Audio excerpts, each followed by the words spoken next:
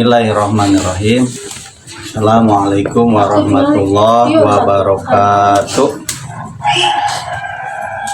Perkenalkan, nama Ahmad Jubaidi.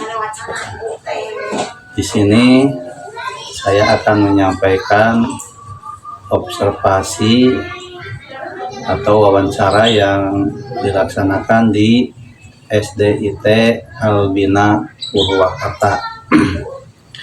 Wawancara dengan kepala sekolah yang bernama Siti Masitoh SPD sebagai jabatan kepala sekolah di SDIT Sekolah Dasar Islam Terpadu Albina.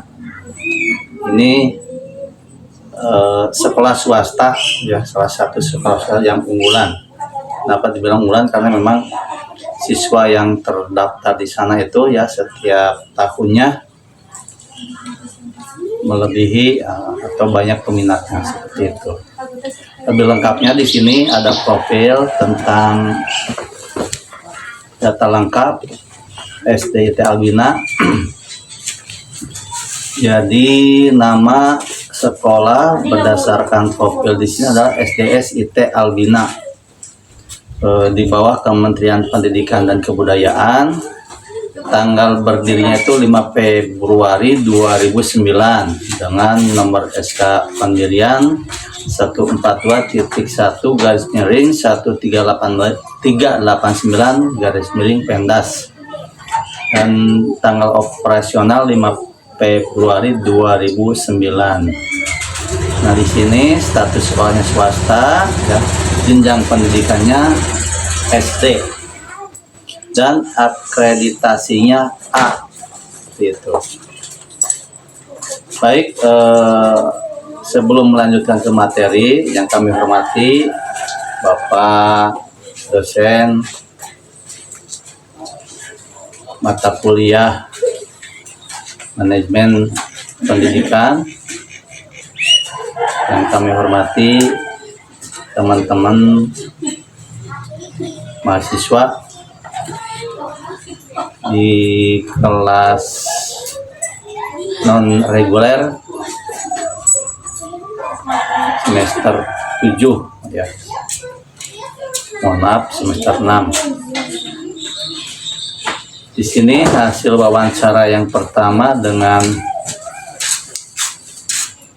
kepala sekolah tentang bagaimana manajemen sumber daya manusia yang dikelola atau dilaksanakan di SDIT Albina.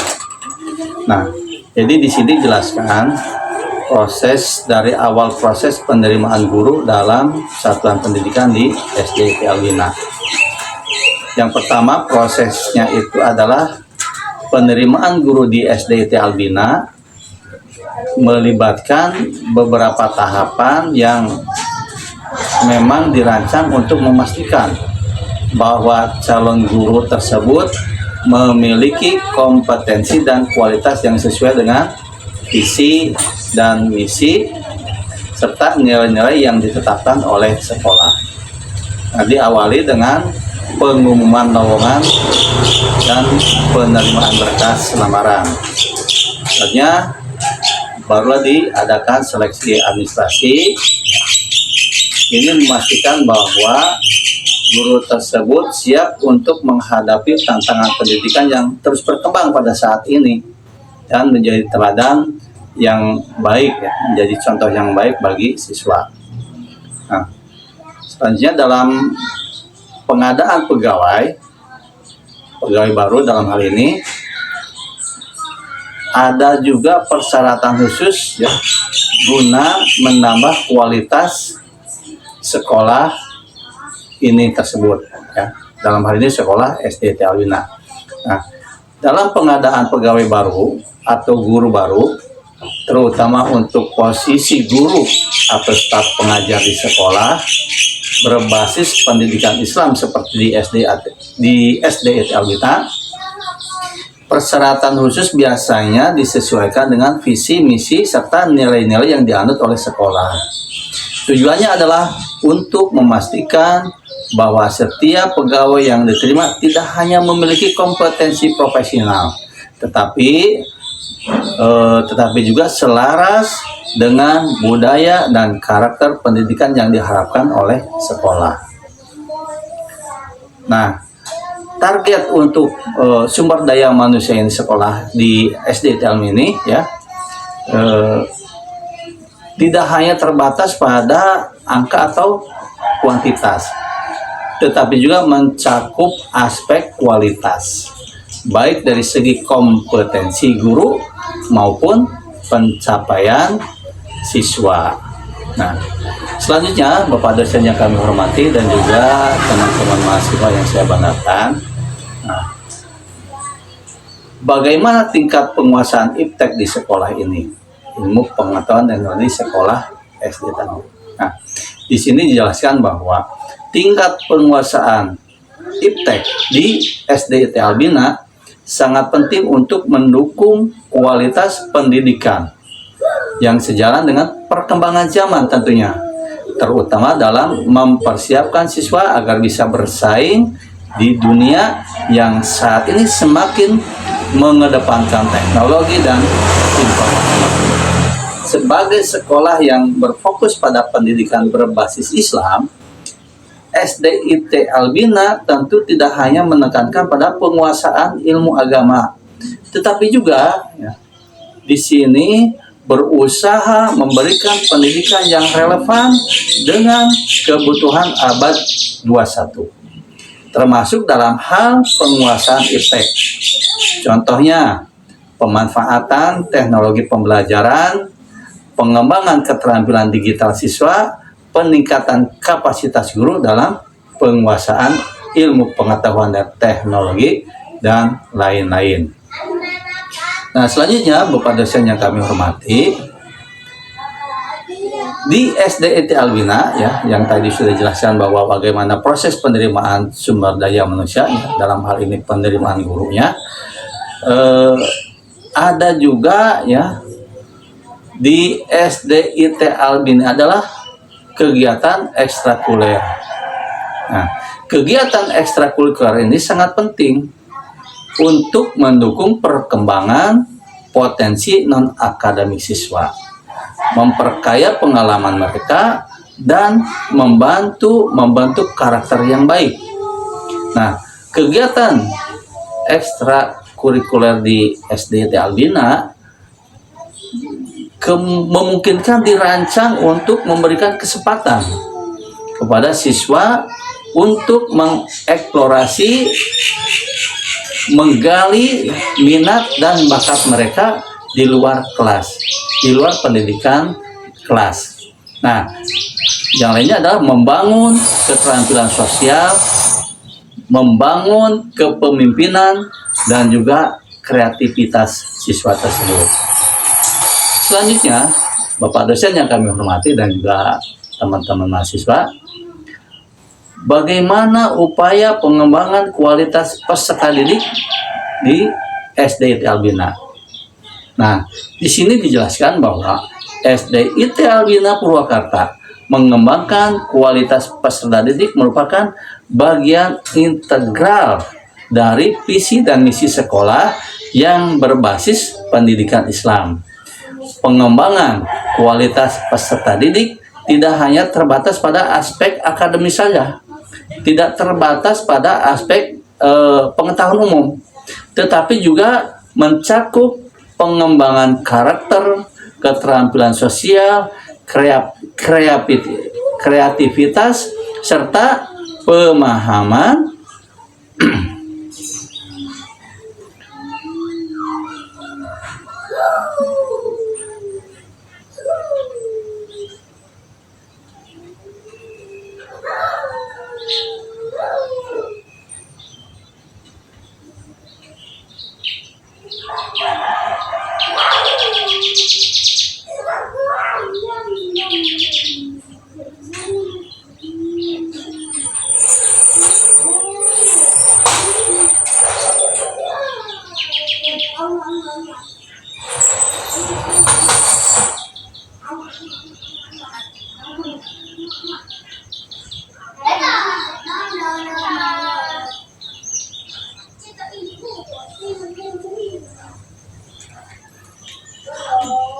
serta pemahaman yang mendalam tentang nilai-nilai keagamaan dan moral.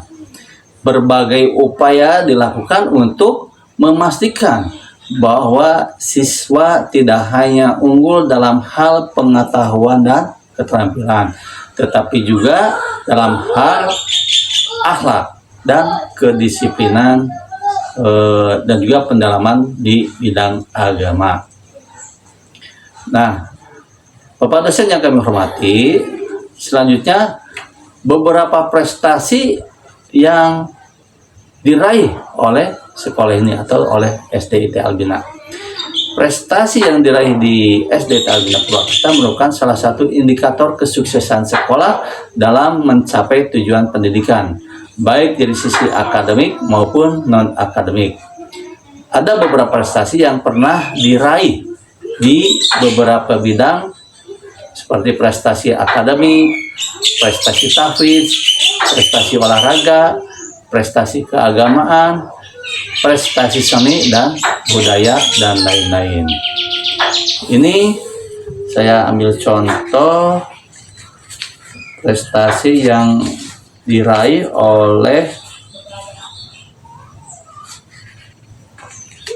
siswa SDIT Albina. Di sini beberapa foto ya. Ini ada pernah menjuarai beberapa ya. Ini ada fotonya.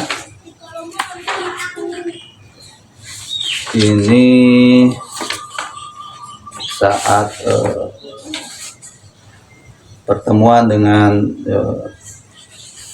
guru ya di lingkungan SDIT Albina. Baik, untuk selanjutnya yang tadi manajemen tentang sumber daya manusia. Selanjutnya ada manajemen sarana dan prasarana di SDK Albina, di SDIT Albina, mohon maaf. Jadi bagaimana ketersediaan sarana dan prasarana di sekolah.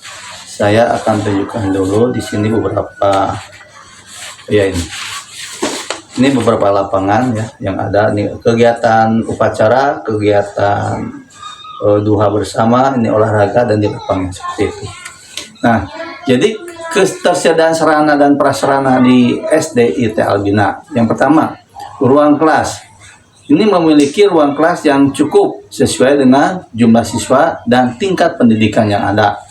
Ruang kelas tersebut biasanya ya, dilengkapi dengan fasilitas seperti meja, kursi, papan tulis, dan proyektor untuk mendukung proses pembelajaran yang interaktif antara pengajar atau tenaga pendidik dan juga peserta didik. Selanjutnya sarana yang lain adalah perpustakaan.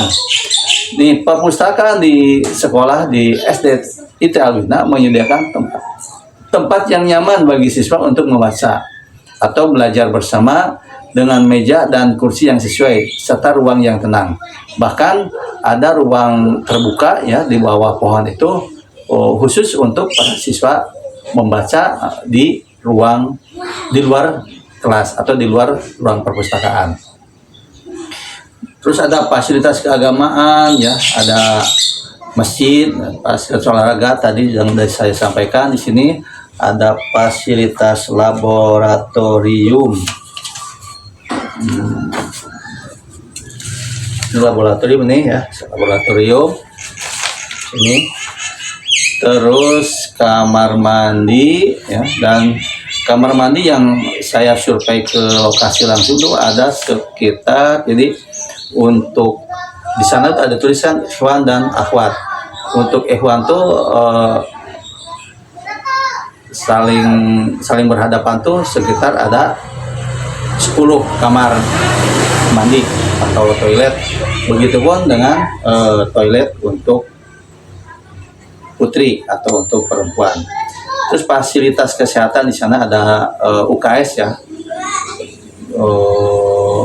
Ada juga fasilitas administrasi dan ruang guru. Ini ruang kelas sekolah. Ini ruang guru. Ini ya. Terus fasilitas keamanan di sana sudah disiapkan juga security ya. yang standby pada saat kegiatan sekolah dari pagi sampai selesainya sekolah. Dan kantin juga di sana cukup nyaman ya, ada 2 ruang kantin yang khusus disiapkan untuk anak-anak. Jadi di sana itu tidak ada pedagang atau penjual umum yang masuk ke area lingkungan sekolah.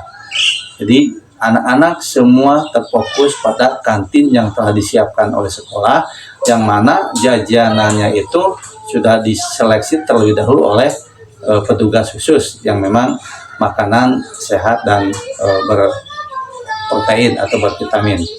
Terus lingkungan sekolah juga yang mendukung ya, karena memang cukup luas, beberapa objek ruangan juga cukup nyaman antara SD, karena di situ juga gabungan SMP, jadi terjaga dengan rapi atau posisinya sekolah itu nyaman untuk masing-masing lingkungannya. Nah selanjutnya siapa saja yang terlibat dalam penyusunan perencanaan sarana dan prasarana di sekolah. Ya. Tentunya di sini dijelaskan yang pertama adalah kepala sekolah, yang kedua wakil kepala sekolah, yang ketiga tim pengembang kurikulum dan pembelajaran, dan juga melibatkan komite sekolah ya, dan guru-guru tentunya di sini. Nah, di sini dalam hal administrasi keuangan atau bagian administrasi keuangan, Dinas Pendidikan, siswa, orang tua, ya, penyusunan perencanaan sarana dan prasarana di sekolah merupakan proses kolaboratif yang melibatkan berbagai pihak, baik internal seperti kepala sekolah, guru, dan tim administrasi, maupun eksternal dalam hal ini adalah komite sekolah dan dinas pendidikan dan konsultan teknis seperti itu. Nah, jadi setiap pihak yang tadi ya kolaborasi tadi memiliki peran penting dalam memberikan masukan dan perencanaan dan memastikan bahwa fasilitas yang ada itu mendukung proses pembelajaran yang berkualitas dan menciptakan lingkungan yang aman serta nyaman bagi siswa dan tenaga pendidik. Nah, apa saja data yang digunakan untuk perencanaan sarana dan prasarana? Di sini dijelaskan bahwa dalam perencanaan Sarpras, berbagai jenis data digunakan untuk memastikan fasilitas yang disediakan mendukung kebutuhan akademik, kegiatan ekstrakurikuler, serta keselamatan dan kenyamanan seluruh warga sekolah. Dengan menggunakan data yang relevan dan akurat, perencanaan sarana dan prasarana di sekolah dapat lebih tepat sasaran, efisien, dan mampu mengakomodasi kebutuhan siswa dan tenaga pendidik secara optimal. Selanjutnya, bagaimana proses pengadaan sarana dan prasarana di sekolah tersebut? Nah, jadi di sini dijelaskan proses pengadaan sarana dan prasarana di SD IT Albina melibatkan beberapa tahap penting yang dimulai dari pertama identifikasi kebutuhan hingga pemeliharaan fasilitas yang ada dengan pendekatan yang sistematis dan transparan. Jadi sekolah atau SD IT Albina dapat memastikan bahwa pengadaan Sarpras dapat dilakukan secara efisien sesuai dengan anggaran dan memenuhi kebutuhan pembelajaran yang berkualitas. Selain itu, pemeliharaan yang teratur akan memastikan bahwa fasilitas yang ada tetap optimal dan mendukung tujuan pendidikan di sekolah. Selanjutnya, apakah penggunaan sarana prasarana sudah efektif untuk mendukung proses pembelajaran di SD IT Albina? Untuk menilai apakah penggunaan Sarpras di sekolah tersebut efektif dalam mendukung proses pembelajaran, perlu dilakukan evaluasi secara berkala mengenai bagaimana fasilitas yang ada digunakan, apakah fasilitas tersebut dapat memenuhi kebutuhan pembelajaran, serta apakah terdapat peningkatan hasil belajar atau kenyamanan yang dirasakan oleh siswa dan tenaga pengajar. Itu yang akan bisa menilai bagaimana Sarpras tersebut efektif atau tidaknya untuk mendukung pembelajaran. Selanjutnya, bagaimana prosedur yang dilakukan untuk mengajukan sarana prasarana di sekolah. Jadi di SD IT Albina, prosedur pengajuan sarpras di sekolah melibatkan serangkaian tahapan. Jadi ada beberapa tahapan, mulai dari identifikasi kebutuhan, penyusunan proposal, pengajuan anggaran, hingga pengadaan, pemasangan, dan pemeliharaan fasilitas yang memang dibutuhkan. Jadi setiap tahap ini memerlukan koordinasi yang baik antara kepala sekolah, guru, komunitas sekolah, yayasan, dan juga pihak-pihak yang terkait dalam hal penyediaan sarana dan prasarana. Selanjutnya, bagaimana proses pemeliharaan sarana prasarana tersebut. Jadi pemeliharaan sarpras di sekolah di SD Albina melibatkan berbagai tahap. Sama ya, ada beberapa tahap, mulai dari identifikasi kebutuhan, penyusunan rencana, pelaksanaan pemeliharaan, hingga evaluasi dan dokumentasi sarana prasarana tersebut. Nah, ini proses ini bertujuan untuk menjaga fasilitas sekolah tersebut agar tetap berfungsi dengan baik dan mendukung proses pembelajaran di sekolah. Selanjutnya, apakah ada anggaran khusus untuk proses pemeliharaan sarana dan prasarana tersebut? Ya, jawabannya ya. Biasanya sekolah menyediakan anggaran khusus untuk proses pemeliharaan. Anggaran ini sangat penting. Kenapa? Untuk memastikan bahwa fasilitas yang ada dapat dipelihara dengan baik dan terus mendukung proses pembelajaran serta kegiatan lainnya di sekolah. Anggaran pemeliharaan ini umumnya dipisahkan dari anggaran operasional sekolah untuk memastikan fokus dan efisiensi dalam penggunaan dana tersebut. Nah, selanjutnya, bagaimana peran siswa dan guru dalam proses pemeliharaan sarana prasarana tersebut? Nah, di sini siswa memiliki peran yang sangat penting. Kenapa? Karena dalam hal menjaga kebersihan dan kelestarian dan bagaimana fasilitas tersebut ya seperti dirawat, seperti bahwa fasilitas tersebut adalah barang milik sendiri. Bagaimana dia menjaga kebersihannya ya, menjaga kerapihannya ya, pelaporan kalau memang ada kerusakan, itu yang diharapkan atau yang memang sudah kami laksanakan kepada semua atau seluruh siswa yang ada di lingkungan SD IT Albina.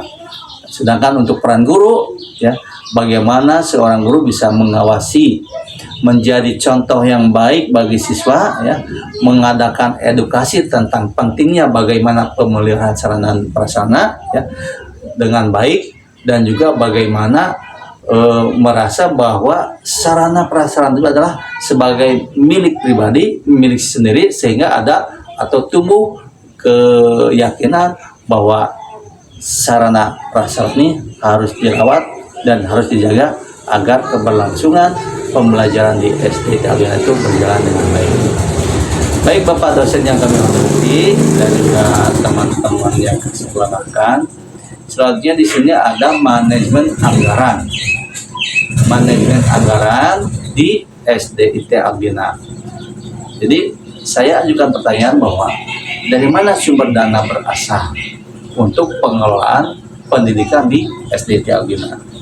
Nah, di sini dijelaskan sumber dana untuk sekolah berasal dari berbagai saluran, berbagai pintu yang dapat mencakup dari dana pemerintah, iuran siswa atau dari orang tua, dana dari yayasan atau pihak swasta, dan penggalangan dana yang dibutuhkan ataupun hibah.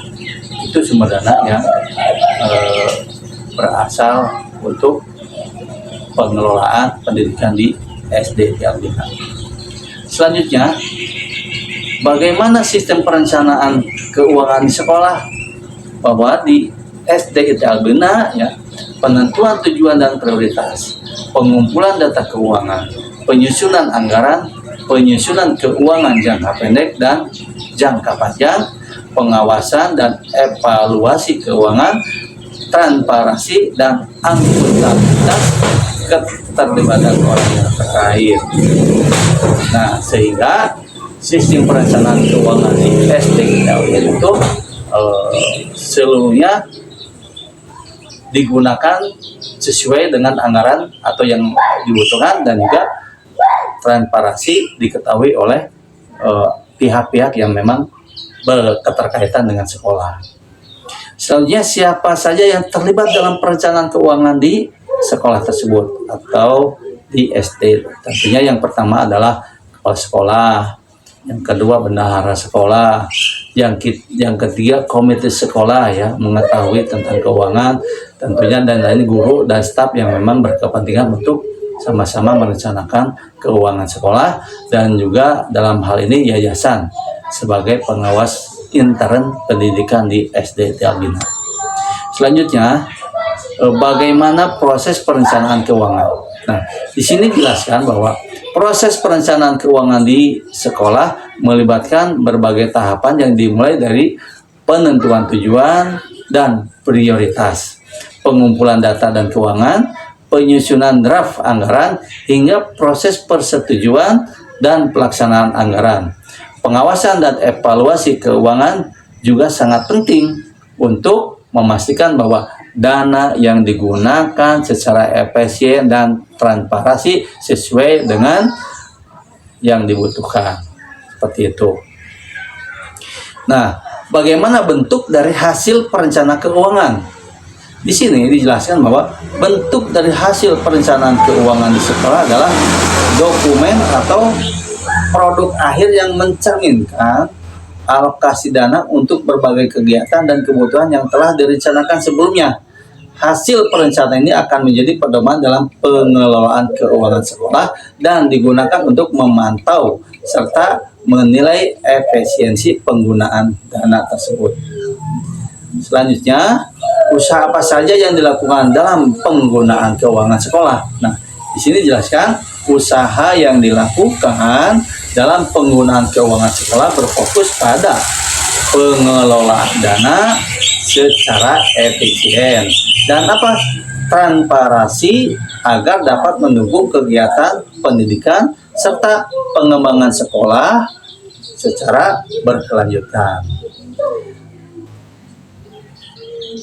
Selanjutnya, Bapak dosen yang kami hormati, pemanfaatan dana apakah dibicarakan dengan komite? Ya, tentu jawabannya. Kenapa?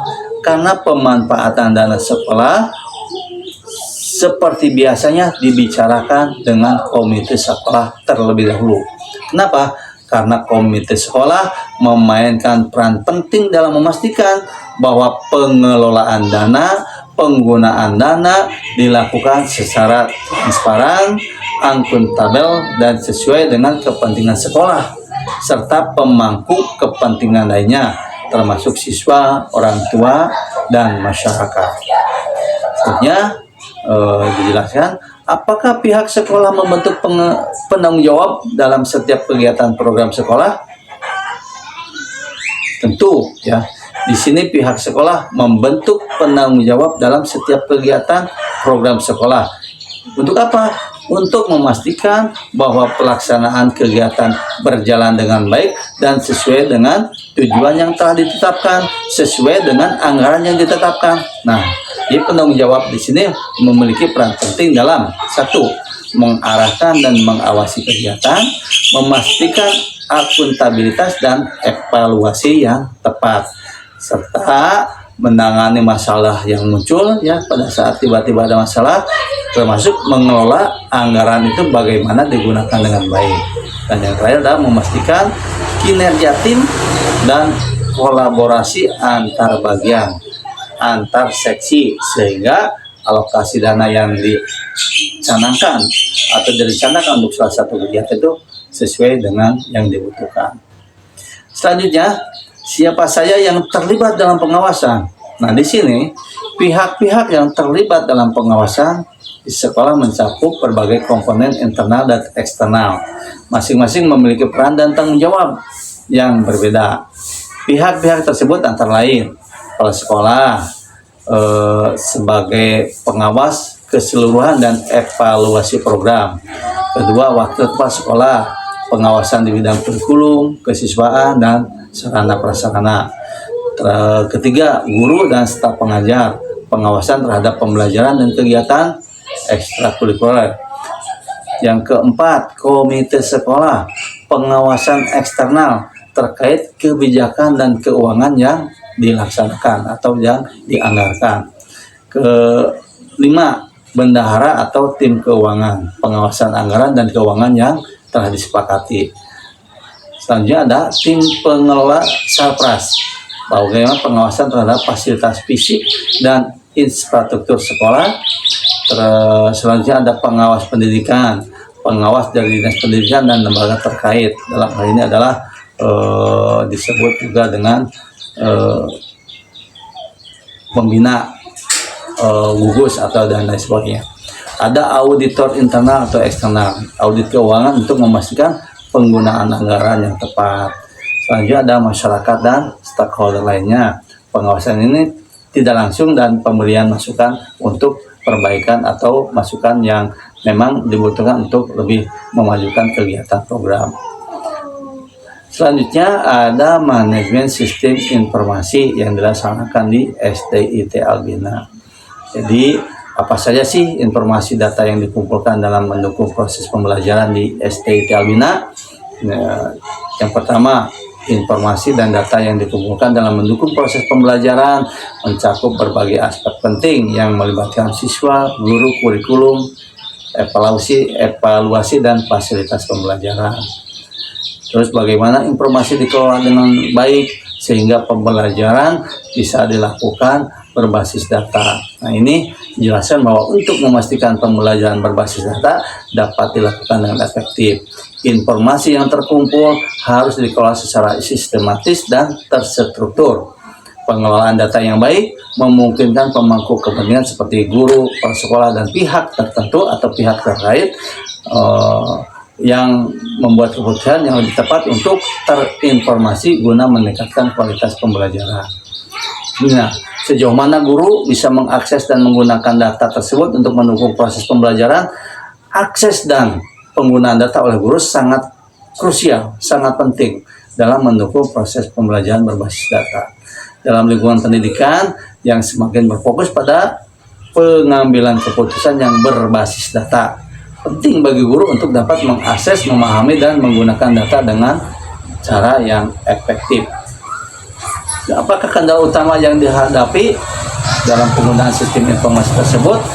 Nah, implementasi dan penggunaan sistem dalam pendidikan, terutama dalam konteks manajemen data di sini ya, untuk mendukung pembelajaran berbasis data dapat menghadapi berbagai kendala dan yang tentunya mempengaruhi efektivitas sistem belajar. Selanjutnya, apakah ada pelatihan? Ada pelatihan. Jadi efektivitas pelatihan ini sangat tergantung pada beberapa faktor, termasuk sumber daya manusia yang tersedia, ketersediaan waktu, serta dukungan teknis dan pembaruan berkelanjutan. Untuk memastikan keberhasilan jangka panjang, pelatihan harus dilakukan secara terus-menerus, kontinu, dan harus terintegrasi tentunya di sini. Dengan apa? Dengan proses pengajaran sehari-hari. Baik, Bapak dosen yang kami hormati dan teman-teman mahasiswa, ya. Demikian wawancara yang kami laksanakan atau observasi yang kami laksanakan di SDIT Albina. Sebenarnya masih ada juga manajemen ketatalaksanaan atau ketatausahaan, hanya memang waktu yang memang tidak mencukupi. Langsung saja kami ambil kesimpulan bahwa dengan adanya program sekolah penggerak atau sekolah unggulan atau yang disebut dengan sekolah percontohan yang melaksanakan manajemen pendidikan dengan baik, tentunya banyak keuntungan yang didapat bagi sekolah tersebut. Apa? Ya diantaranya itu dapat meningkatkan kinerja lebih meningkat, percepatan digitalisasi sekolah, mendapatkan pendampingan intensif dengan paradigma baru meskipun dengan keterbatasan yang ada, memimpin sekolah sehingga maju, bergerak, dan unggul, dan tidak menunggu perintah untuk berubah. dengan mengadakan berbagai sosialisasi sekolah penggerak, baik itu KKG ataupun PPPKS ataupun lewat workshop IHT, program sekolah penggerak. Kepala sekolah dapat mengajak, memberitahukan untuk ikut mensukseskan program sekolah penggerak. Dengan adanya program sekolah penggerak ya, atau sekolah unggulan, memberikan inspirasi, motivasi, menjalankan fungsinya sebagai kepala sekolah serta memperbaharui manajemen sekolah yang masih kurang untuk bisa diperbaiki sedemikian rupa. Agar apa? Agar kinerja kepala sekolah lebih terlihat jelas dan bisa dirasakan oleh tenaga pendidik dan tenaga kependidikan. Nah, program sekolah penggerak atau sekolah unggulan dapat mengubah kebiasaan kurang menjadi terampil, berdedikasi tinggi atau menghadapi tantangan, berdisiplin tinggi, serta memberikan pelayanan yang terbaik bagi siswa dan guru sesuai dengan kemajuan dan perkembangan zaman. Demikian Bapak dosen yang kami hormati dan teman-teman mahasiswa, presentasi dari saya terkait dengan hasil observasi yang dilaksanakan di SDIT Albina Purwakarta. Untuk tambahannya di sini ada ruang kelas, ada ruang komputer, di sini ada masjid juga ya, tempat ibadah. Di sini ada beberapa kegiatan eskul yang dilaksanakan, ada bahasa Inggris, ada cooking class ya, ada memasak, ada ekstrakurikuler di sini, media, termasuk morning call, di sini ada marketing dan sebagainya. Ini banyak capaian yang luar biasa ya dicapai oleh SDIT Albina. Demikian yang dapat saya sampaikan. Mohon maaf atas kekurangannya. Terima kasih atas perhatiannya. Assalamualaikum warahmatullahi wabarakatuh.